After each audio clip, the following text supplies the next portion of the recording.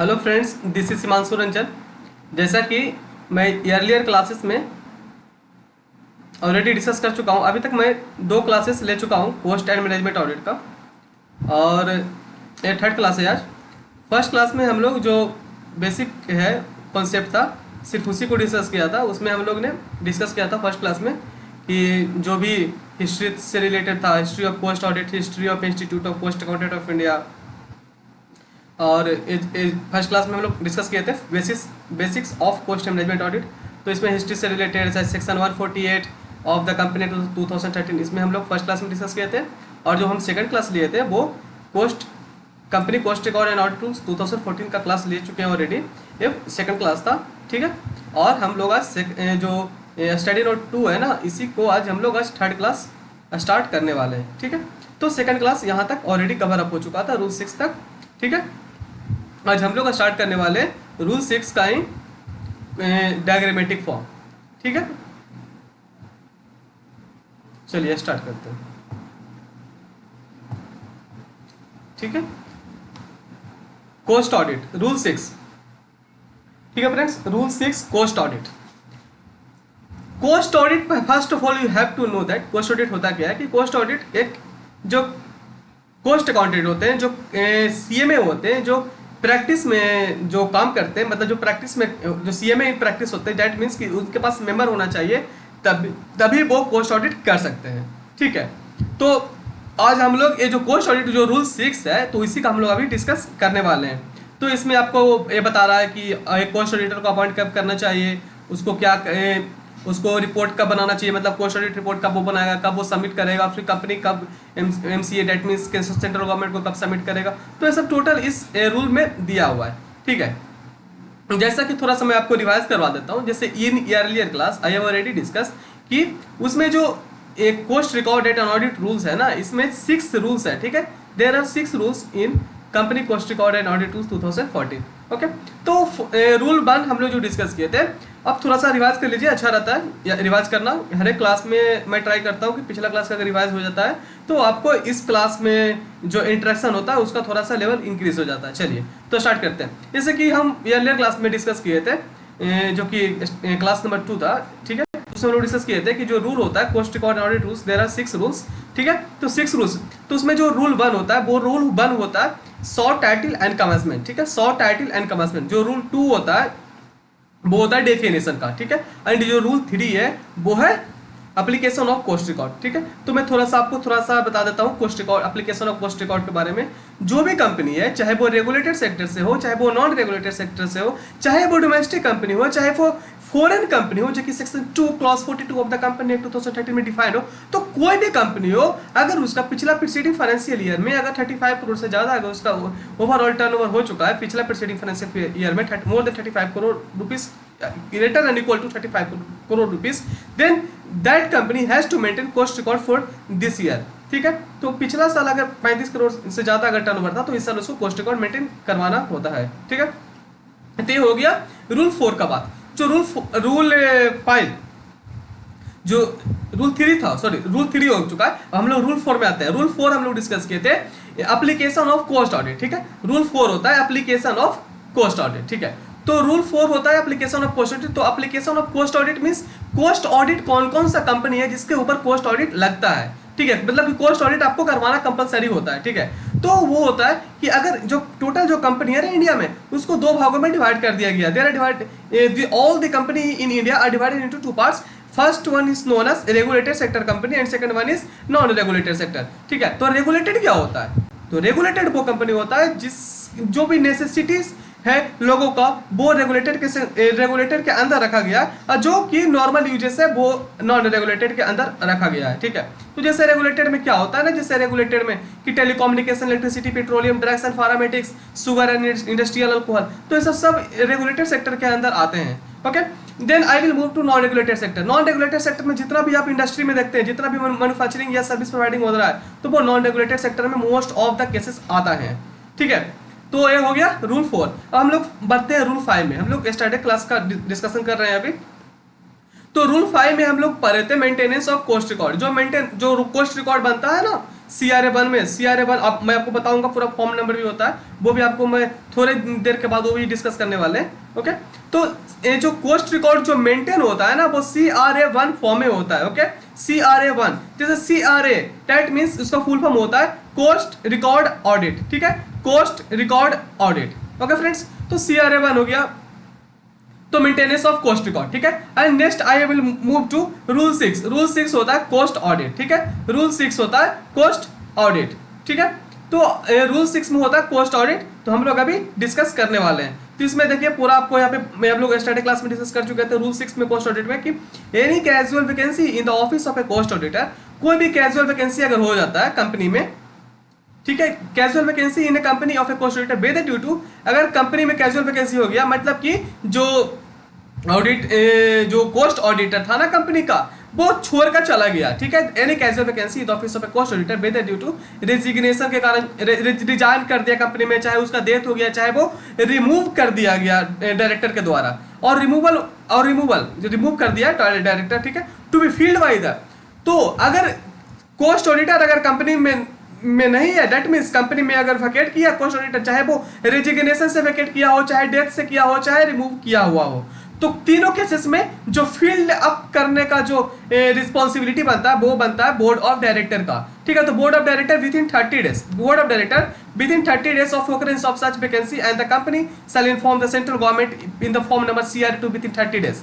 ठीक है, तो जिस दिन से ये जो कोस्ट ऑडिटर था ना जो कंपनी छोड़ के गया ना, तो उस दिन से 30 दिन के अंदर एक कोई इसका जो बोर्ड ऑफ डायरेक्टर है ना कंपनी का, उसका रिस्पॉन्सिबिलिटी होता है कि वो एक नया कोस्ट ऑडिटर को अपॉइंट कर ले। ठीक है, तो जिस दिन कोस्ट ऑडिटर को कंपनी अपॉइंट कर लेगा ना, उस दिन से 30 दिन के अंदर कंपनी का रिस्पॉन्सिबिलिटी है कि CRA2 फॉर्म में सेंट्रल गवर्नमेंट को बता दे कि हे सेंट्रल गवर्नमेंट, हम एक नया कोस्ट ऑडिटर को अपॉइंट किए हैं।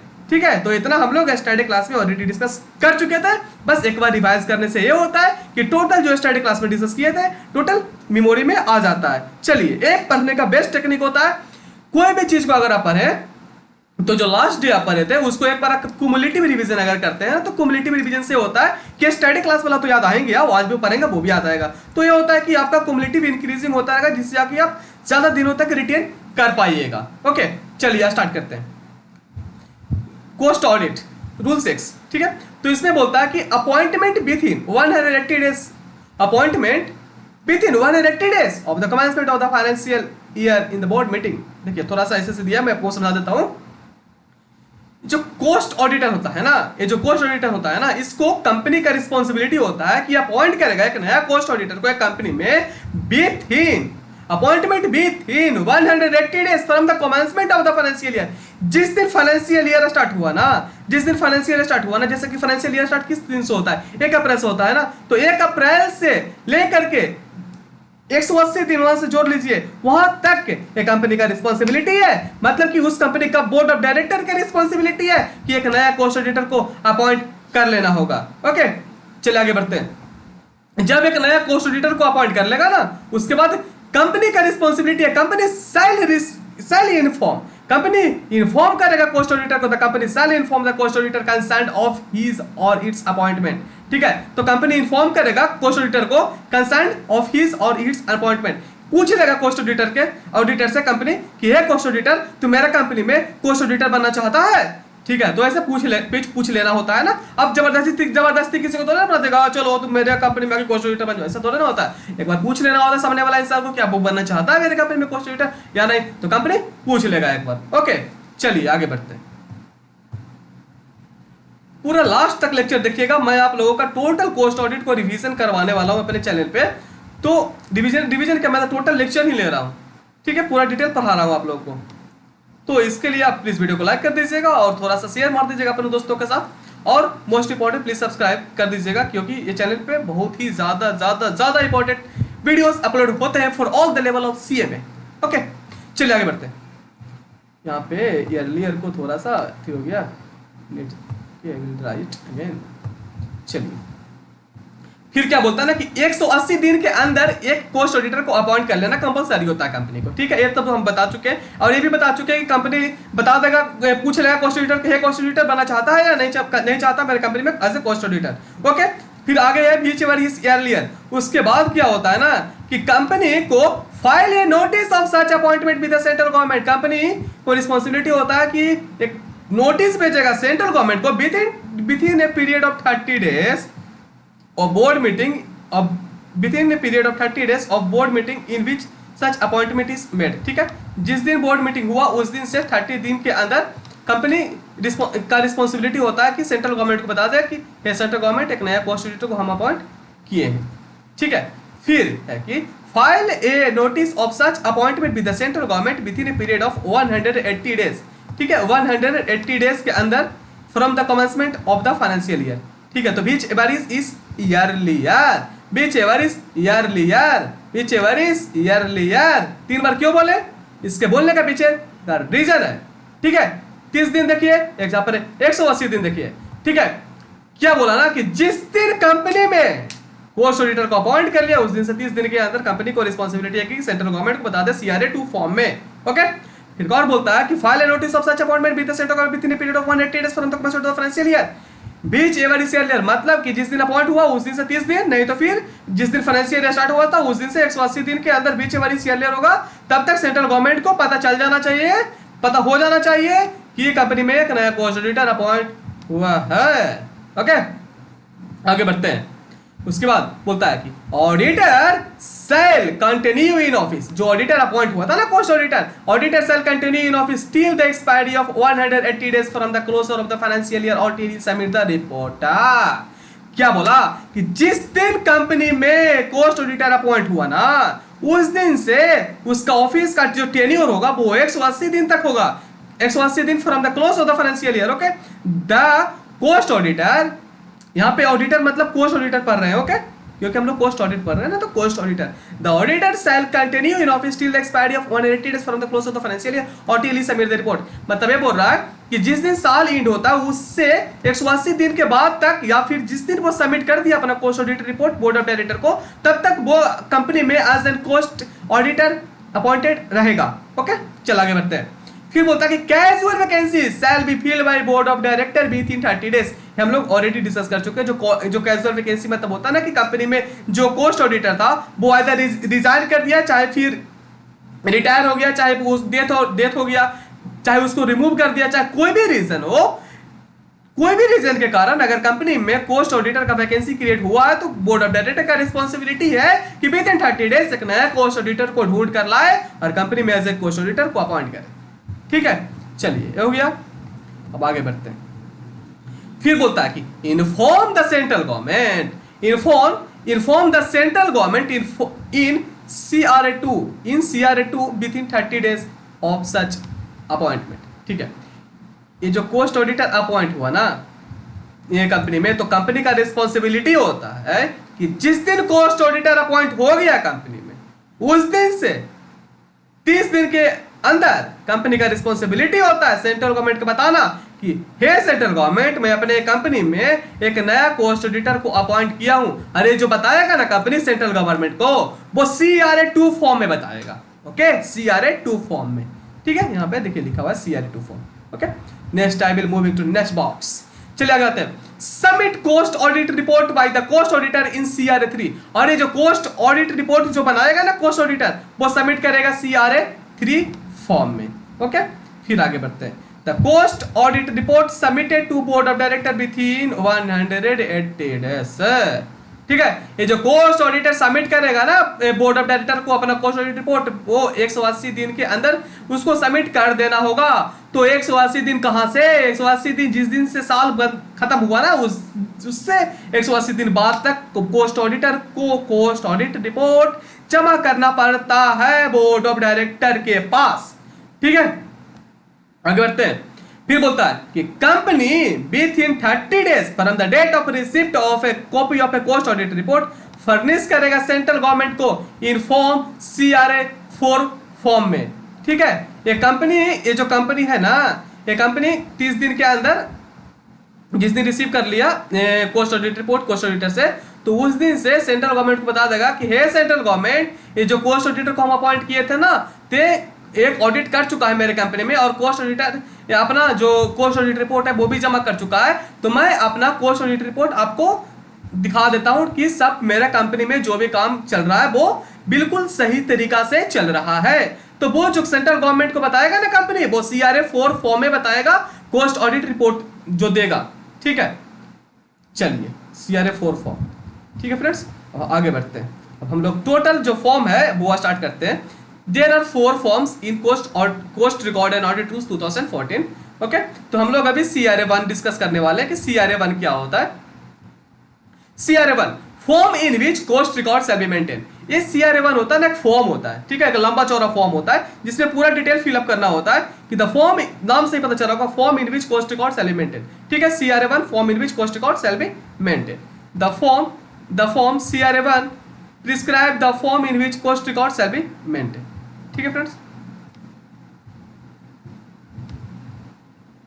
तो देखिए क्या क्या आता है CRA-1 फॉर्म में। The form category the requirement of maintaining proper details, इसमें आता है। इसमें 30 हेडिंग है CRA-1 फॉर्म में।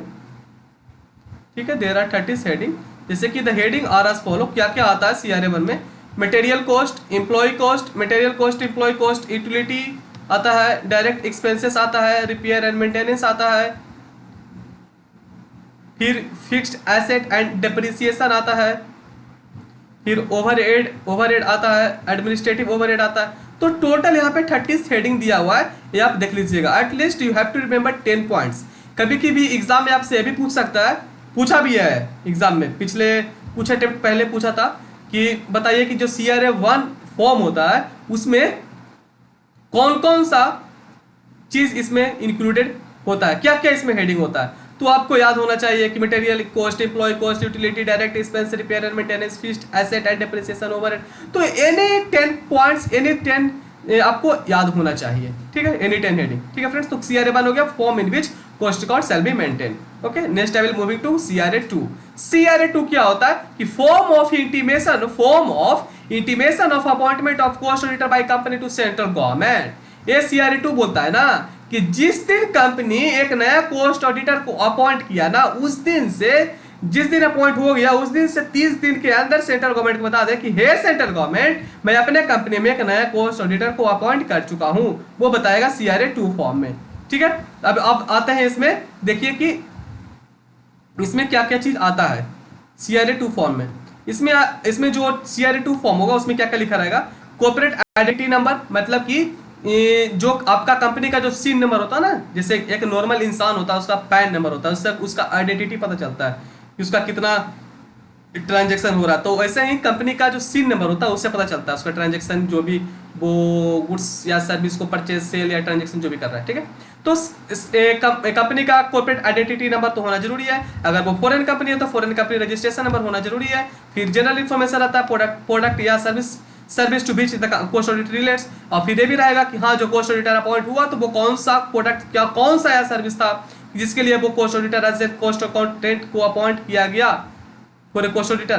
ठीक है, फिर ये भी बताएगा उस CRA-2 फॉर्म में कि detail of all the cost auditor appointed, ये भी बताएगा कौन कौन सा कोस्ट ऑडिटर, उसका नाम क्या है, उसका मेंबरशिप नंबर क्या है, सब बताना पड़ता है। ठीक है, फिर बताएगा financial year to be covered under the cost audit, कौन सा फाइनेंशियल ईयर के अंदर के लिए वो कोस्ट ऑडिटर को अपॉइंट किया गया, कितना फाइनेंशियल ईयर के लिए। फिर ये बताया कि detail of previous cost auditor, अब प्रीवियस कोस्ट ऑडिटर का भी डाटा बताना होगा। फिर अटैचमेंट करेगा, मतलब एनेक्स कर देगा, उसके साथ जोड़ देगा। Copy of the board resolution, जो बोर्ड रिजोल्यूशन पास होता है ना BRAT PM, वो भी अटैच कर देना होगा। फिर ऑप्शनल अटैचमेंट इफ एनी, अगर आप कुछ भी आपको लगता है कि जो और है जो मटेरियल इफेक्ट कर सकता है तो उसको भी आप अटैच कर सकते हैं। ओके, तो CRA-2 हो चुका है। हम लोग पहले बार पढ़े थे CRA-1 form in which cost record shall be maintain. CRA-2 हम लोग पढ़ चुके हैं, form of intimation appointment of cost auditor by the company to the central government. ठीक है, हम लोग आगे बढ़ते हैं CRA-3। CRA-3 क्या बोलता है? Form of cost audit report. ठीक है, form of cost audit report CRA-3 बोलता है have been added to the auditor report as under. इसमें ना detailed unit wise and product या service wise cost statement and schedule and their respect of product and service are reference to the company duly audited and certified. ये form of cost audit report, ये जो coast audit report होता है ना, इसमें आपको detail पूरा रहेगा कि कितना यूनिट वाइज प्रोडक्शन हो रहा है, ये प्रोडक्शन हो रहा है, डेट मीन्स प्रोडक्ट का या फिर सर्विस प्रोवाइड किया जा रहा है, तो इस सब से रिलेटेड पूरा इसमें डाटा मेंटेन रहता है पोस्ट ऑडिट रिपोर्ट में, ठीक है। CRA 3 होता है, CRA 3 में यहाँ पे आ जाइए, पूरा डिटेल यहाँ पे दिया हुआ है, कहीं जाइए मत, पूरा देखिए। Annexure to the post audit report, annexure मतलब होता है अटैचमेंट, ठीक है। अनेक्सर मतलब होता है अटैचमेंट, मतलब कि पोस्ट ऑडिट रिपोर्ट के साथ और क्या क्या चीज अटैच्ड होता है। 1 मिनट, मेरे पास पैड नहीं है ना, इसलिए थोड़ा लिखने में परेशानी होती है मुझे। मैं डायरेक्ट लैपटॉप से ही रिकॉर्डिंग करता हूँ और आप लोगों के लिए क्लासेस प्रोवाइड करता हूँ। मैं आप लोगों के लिए बहुत मेहनत करता हूँ। मैं सिर्फ और सिर्फ सोशल वेलफेयरिंग कर रहा हूँ, कि जिससे कि बहुत सारे ऐसे स्टूडेंट्स हैं जो इकोनॉमिकली स्ट्रांग नहीं है, तो मैं सोचता हूँ कि जो भी मेरे पास थोड़ा नॉलेज है तो मैं आपके साथ शेयर कर देता हूँ, तो आप लोगों को क्लासेस लेने की जरूरत नहीं पड़ेगी। इसलिए मैं बहुत सारे वीडियोस अपलोड करता हूँ आप लोगों के लिए। और मैं पैड नहीं होने से कारण थोड़ा सा लिख नहीं पाता हूँ उतना, क्योंकि डायरेक्ट लैपटॉप से लिखना होता है, थोड़ा सा परेशानी होती है। चलिए कोई बात नहीं, आप भी सपोर्ट करिएगा, आप ही लोग के लिए तो रिकॉर्ड करते हैं वीडियो ना। चलिए, अनेक्सर मतलब होता है कि अटैचमेंट, ठीक है फ्रेंड्स। अनेक्सर मतलब होता है अटैचमेंट, ATTCHAMENT,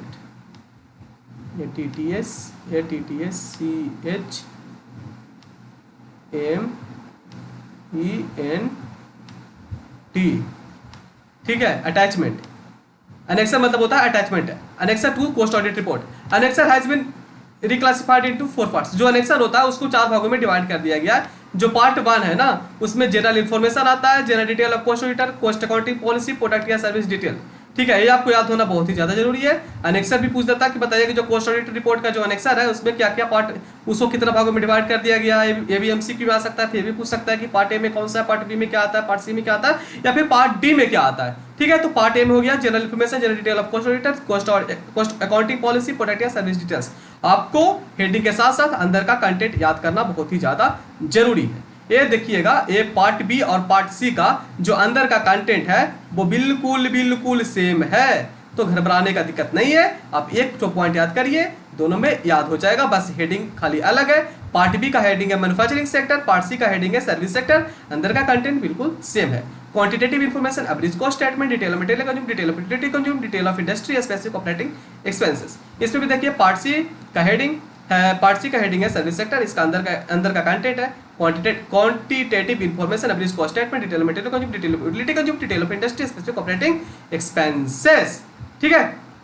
अब आगे बढ़ते हैं। जो पार्ट डी है ना, इसमें आता है product and service profitability statement, profit reconciliation, value addition and distribution of earning, financial position ratio analysis, related party transaction, reconciliation of indirect taxes, ठीक है फ्रेंड्स। तो ये सब हो गया annexure related to post audit report, ठीक है। अब हम लोग जो फॉर्म नंबर 4 है, जो CRA 4 फॉर्म है, वो हम लोग डिस्कस करते हैं। ये होता है कि form for filing post audit report with the central government. ये होता है ना कि जिस दिन जो पोस्ट ऑडिटर है ना अपना पोस्ट ऑडिट रिपोर्ट जमा कर देता है कंपनी में, तो कंपनी का रिस्पॉन्सिबिलिटी होता है कि जिस दिन वो पोस्ट ऑडिटर से पोस्ट ऑडिट रिपोर्ट रिसीव करता है उस दिन से 30 दिन के अंदर सेंट्रल गवर्नमेंट को बता देता है कि हे सेंट्रल गवर्नमेंट, जो पोस्ट ऑडिटर था ना, जो मेरा कंपनी का ऑडिट किया था ना, तो वो जमा कर दिया पोस्ट ऑडिट रिपोर्ट। और मैं आपको बता देना चाहता हूँ कि मेरा बिल्कुल जो काम हुआ है कंपनी में बिल्कुल सही हुआ, आप मेरा पोस्ट ऑडिट रिपोर्ट देख लीजिए, ठीक है। तो वो CRA 4 फॉर्म में देता है, ठीक है। तो जो CRA 4 फॉर्म में होता है उसमें क्या क्या होता है अंदर में, मतलब क्या क्या लिखा होता है इसमें। CIN मतलब कि कॉर्पोरेट आइडेंटिटी नंबर होना चाहिए, फॉरेन कंपनी है तो फॉरेन कंपनी रजिस्ट्रेशन नंबर होना चाहिए, जनरल इन्फॉर्मेशन होना चाहिए, सीन होना चाहिए, फॉरेन रजिस्ट्रेशन नंबर होना चाहिए, फिर डिटेल ऑफ इंडस्ट्री या सेक्टर, प्रोडक्ट, फिर सर्विस या सीटा हेडिंग। ये थोड़ा सा आपको नया लगता होगा, बहुत सारे स्टूडेंट्स जो कि नए ज्वाइन किए हैं, जो ओल्ड स्टूडेंट्स हैं उन लोगों को तो पता ही होगा सीटा क्या होता है। सीटा मतलब होता है ना कि पहले एक एक्साइज ड्यूटी हुआ करता था, उसमें ना सीटा होता था, मतलब सेंट्रल एक्साइज टैरिफ एक्ट। ये होता था कि इसमें हेडिंग होता था कि जो जिस हेडिंग में आता था उसको उस हिसाब से वो उसका टैक्स रेट होता था अकॉर्डिंग टू एक्साइज ड्यूटी, ठीक है। बस एक थोड़ा सा जान लीजिए, काफी है। एक्साइज ड्यूटी में होता था ये वाला। Detail of post audit report, post auditor report, detail of post auditor report appointed, detail of observation of post audit report, attachment में ना XBRL डॉक्यूमेंट में जमा करना होता है जो भी पोस्ट ऑडिट रिपोर्ट होता है वो XBRL document in respect of the post audit report and the company information explanation in every qualification reservation and optional attachment if any. अगर आप कुछ और लगता है आपको तो वो भी आप अटैच कर सकते हैं, ठीक है फ्रेंड्स। तो ये आज हो गया 3rd क्लास पूरा, हम लोग CRA 4 फॉर्म तक हम लोग डिस्कस कर चुके हैं। तो आगे का जो रिमेनिंग क्लासेस है इसका coast record and audit rules का, वो आगे का क्लास मतलब नेक्स्ट क्लास में हम लोग डिस्कस करने वाले हैं। आज वीडियो यहीं तक रखते हैं, और वीडियो अगर अच्छा लगा हो तो प्लीज वीडियो को लाइक मारिएगा, और प्लीज अपने दोस्तों के साथ शेयर करिए जिनको ही बहुत ही ज्यादा जरूरी है कोस्ट रिकॉर्ड या ऑडिट रूल्स या फिर कोस्ट मैनेजमेंट ऑडिट। मैं टोटल सिलेबस कवर अप करवाऊंगा। I will take at least 40 classes में मैं ट्राई करूंगा कि पूरा कवर अप कर दूं आपको। तो आप जल्दी जल्दी वीडियो को देखिए और शेयर कर दीजिए अपने फ्रेंड्स जिनको भी जरूरत है। और अभी तक चैनल सब्सक्राइब नहीं तो प्लीज मेरे चैनल को जरूर से जरूर सब्सक्राइब करें। और मेरे को अगर जुड़ना है तो आप मेरे को नीचे डिस्क्रिप्शन बॉक्स में मेरा फेसबुक आईडी, मेरा इंस्टाग्राम, और फिर कुछ भी अगर पीडीएफ चाहिए तो मेरा टेलीग्राम चैनल भी डिस्क्रिप्शन बॉक्स में दिया, आप वहाँ से ज्वाइन कर सकते हैं। ठीक है फ्रेंड्स, तो वीडियो यहीं रखते हैं। वीडियो लाइक कर दीजिएगा, अच्छा लगेगा तो ही करिएगा, ठीक है, और चैनल सब्सक्राइब कर दीजिएगा, ठीक है। चलिए आज वीडियो यहीं तक रखते हैं। Thank you.